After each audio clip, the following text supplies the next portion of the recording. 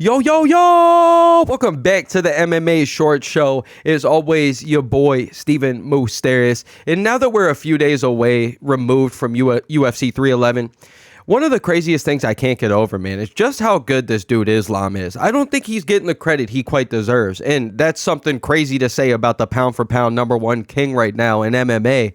But when we really look at it, man, think about all the guys in the past that we've kind of sat there and we wrote them in already. We already said, oh, they're about to be champions. We're hyping them up way too much. And, usually 9 times out of 10, they get fraud checked, man.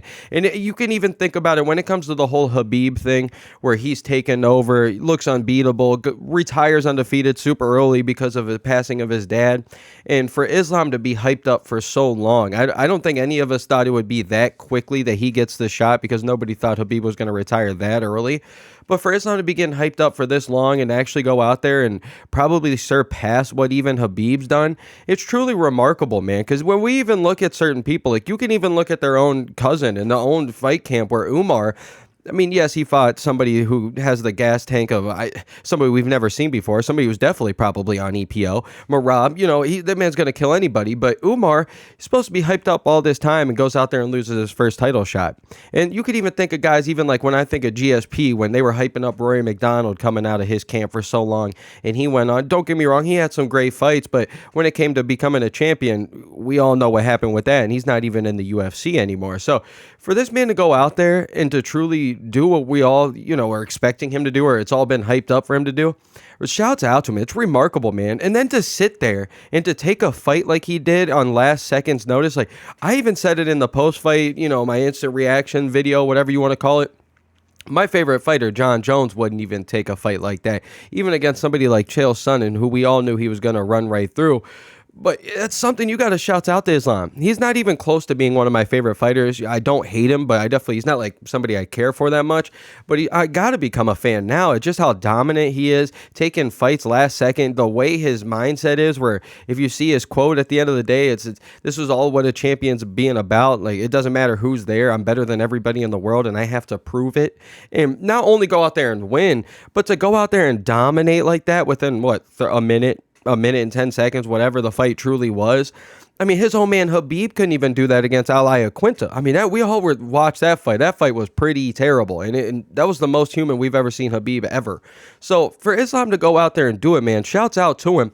But the biggest sadness of the entire thing, this man, Arman Tsarukyan, probably just ruined Islam's chance of being a double champ this year. I mean, it's still a possibility for him taking that fight last second still. The UFC might sit there and be like, hey, buddy, we're gonna give you what you want.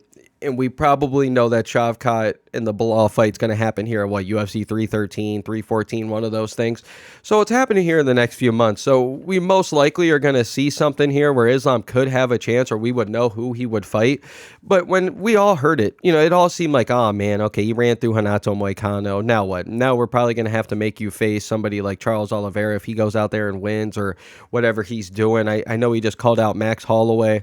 If Max Holloway beats Charles Oliveira, he just knocked out Justin Gaethje and beat Charles Oliveira in his 2 155 fights. He could probably argue with a fight there. You still have so many different guys. I'm pretty sure Ali Abdelaziz said something about, the manager of Islam said something about Justin Gaethje could get one, and all these guys that go on and win, Michael Chandler, whoever else, and Beneil Dariush, whoever else he was calling out. But we all know this man deserves to go up on 170. If he would have went out there and taken out Arman Tsarukyan, this man would have been like, hey, there's no other fight for me here at 155.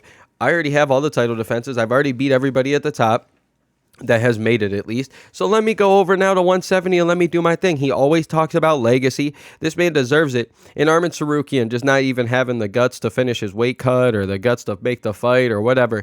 I mean, I don't know about you guys, but pulling you back like that and then being on, Ariel Helwani the next day, just looking completely fine, and all his answers you could just tell were bullshit. Like, come on, man. You lost your chance at a title here, but you also ruined this man Islam's chance of becoming a double champ. So I feel terrible for the guy. He deserves it. What he's been doing is nothing short of a miracle. Not a miracle, but amazing, I should say. Something that's truly spectacular. Something that's going to go down forever. And this legacy is going to be left perfect. And good thing Khabib doesn't have an ego, because it would probably be really tough to sit there and know that you left on top of the world, 29-0, didn't get to the 30-0, but you left on top of the world, and now you got to watch your, basically your baby brother, the person that your dad said was going to carry the torch after you got where it was supposed to be. And look, it's happened exactly that way, but he's surpassed your title defenses. He's probably going to go on and probably beat that by 2 or 3 fights, probably go on and win at 170. It's crazy to see, man. Islam has truly, I don't think his grappling was as dominant as we see in Khabib, but I think his striking is just so evolved. It's insane to see this, man. He's such a good fighter, and shouts out to him, man. But I feel bad for him at the end of the day. Arman Tsarukyan, there's an argument that even if he would have went out there and had a good fight with Islam, or even if he would have beat him, I guess, there's nothing worse than taking away his 170 chances, man. And the only way he would have done it was beat him in the fight or just back out of the fight and make him fight somebody like Renato Moicano. So shouts out to him. I hope he actually gets the double champs chance. But hey, at the same time, I take him in any fight there is at 155, unless we're talking Max Holloway, because that's my boy. And now we're getting real serious. And now I'm going to have to go with Max Holloway. But you guys let me know what you think of Islam. And shouts out to each and every one of you. And let's go, baby. Let's go.